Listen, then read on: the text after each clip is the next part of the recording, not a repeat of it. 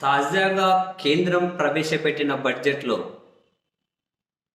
NDA కూటమిలో రెండో అతిపెద్ద భాగస్వామ్య పార్టీగా టీడీపీ ఉన్న ఆంధ్రప్రదేశ్‌కి వనగూరిన ప్రయోజనం శూన్యం అనే నిజం జనాలందరికీ అర్థమైంది. తెలుగుదేశం పార్టీ పత్రికలు, టీవీ ఛానళ్ళు మళ్ళీ పోలవరము, విశాఖ ఉక్కు అని చెప్పి పేర్లు చెప్పి ఏదో భారీ భారీ అని చెప్పి పదాలు రాస్తూ ఉన్న ఇదంతా జనాలను మిస్లీడ్ చేయడం కోసం, మాయ చేయడం కోసం అని చెప్పి టీ కొట్టు దగ్గర మాట్లాడే వాళ్ళకు కూడా అర్థమైపోయింది.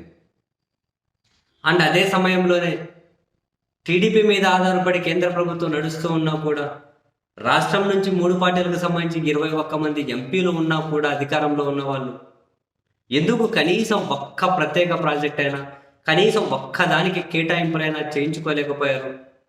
అట్ ద సేమ్ టైం అక్కడ నితీష్ కుమార్ బీహార్ రాష్ట్రానికి అన్ని అన్ని అన్ని సాధించుకొని వెళ్ళిపోయారు. ఆయన కుప్పలు తీసుకెళ్తే వీళ్ళు ఒక్కటి కూడా ఎందుకు సాధించుకోలేకపోయారు అని ఆ ప్రశ్నలకు, ఆ విమర్శలకు టీడీపీ కూటమి పార్టీల దగ్గర సమాధానమే లేదు. గప్చుప్, కంప్లీట్లీ గప్చుప్. మనం చూసాం వైసీపీ ఎంపీ మిథున్ రెడ్డి గారు, ఆయన ఇటు మాజీ ఆర్థిక శాఖ మంత్రి బుగ్గన రాజేంద్రనాథ్ రెడ్డి గారు ఆయన మీడియా సమావేశం పెట్టి వాళ్ళు సంధించే ప్రశ్నలకు వీళ్ళ దగ్గర సమాధానమే లేకుండా పోయింది. దేనికి భయపడుతున్నారు? మీరు అత్యంత కీలకమున్న ఎందుకు లొంగిపోతున్నారు? ఏపీకి ఎందుకు ప్రత్యేక కేటాయింపులు ఒక్కదానికి కూడా తెచ్చుకోలేకపోయారు అన్న ప్రశ్నకు సమాధానం లేదు.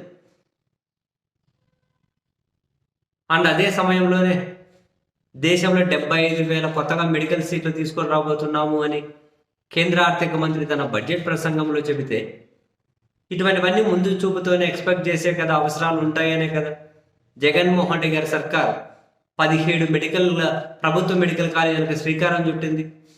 ప్రారంభం కూడా అయిపోయాయి కొన్ని. అండ్ పోయిన సంవత్సరం, ఈ విద్యా సంవత్సరానికి ప్రారంభం కావాల్సినవి సెంట్రల్ వాళ్ళు సీట్లు ఇస్తామన్నా కూడా వీళ్ళే వద్దని లేఖ రాశారు. అండ్ ఆ కాలేజీలు కనీసం ఏదో అంతో ఎంతో కొంచెం తుది మెరుగులు దిద్దుకోవాల్సి ఉంటుంది. వాటిని పట్టించుకోవడమే ఆపేశారు. ఎందుకంటే ఏదో ప్రైవేట్ వాళ్ళకి ఇద్దామనే ఆలోచన అని చెప్పి వాళ్ళే లీకులు ఇస్తూ ఉన్నారు. ఇప్పుడు 75,000 మెడికల్ సీట్ల కేంద్రం ఇచ్చినా ఇప్పుడు వీళ్ళు అందిపుచ్చుకోలేని పరిస్థితుల్లో ఉన్నారు కదా, అందిపుచ్చుకోలేని పరిస్థితుల్లో ఉన్నారు. అదే వైసీపీ నుంచి కనుక దాని మీద కూడా విమర్శలు వస్తూ ఉన్నాయి. ఒకవేళ మేమే అధికారంలో ఉంటే ఈ మొన్న విద్యా సంవత్సరానికి స్టార్ట్ అయ్యేటివి, ఈ విద్యా సంవత్సరానికి స్టార్ట్ అయ్యేటివి చాలా మంది రాష్ట్ర విద్యార్థులకు ప్రయోజనం కలదు. ఎన్నో మెడికల్ సీట్లు రాష్ట్రానికి వచ్చు, కొన్ని వేలు, కనీసం 2,500 మెడికల్ సీట్లు వచ్చు. ఇప్పుడు రాబోయే రోజుల్లో కేంద్రం అందించబోయే ఆ అవకాశాన్ని కూడా ఏపీ అందిపుచ్చుకునేది. ఇటు కీలకంగా ఉండి రాష్ట్రానికి ప్రత్యేక కేటాయింపులు లేవు. కేంద్రం ఏదైనా అవకాశాలు అందిస్తూ ఉంటే అందిపుచ్చుకునే విధంగా వీళ్ళు రెడీ లేరు.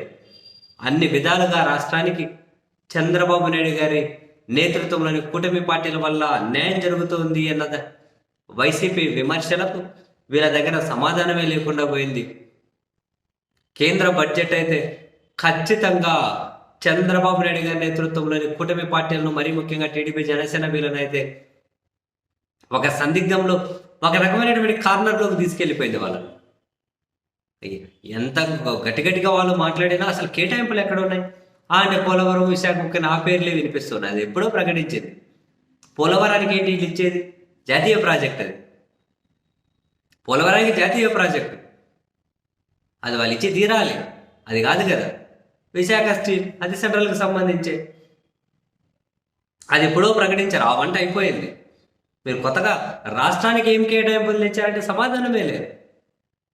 ఒక్కటంటే ఒక్కట్లేదు కేటాయింపులు. సో ఆ విషయం టీడీపీ వాళ్ళకి తెలియదా? తెలిసినా కూడా ఇంక రాజకీయంగా కిమ్మక్కర లేని పరిస్థితుల్లో వైసీపీ విమర్శలకు సమాధానాలు కూడా చెప్పలేకున్నారు వీళ్ళు.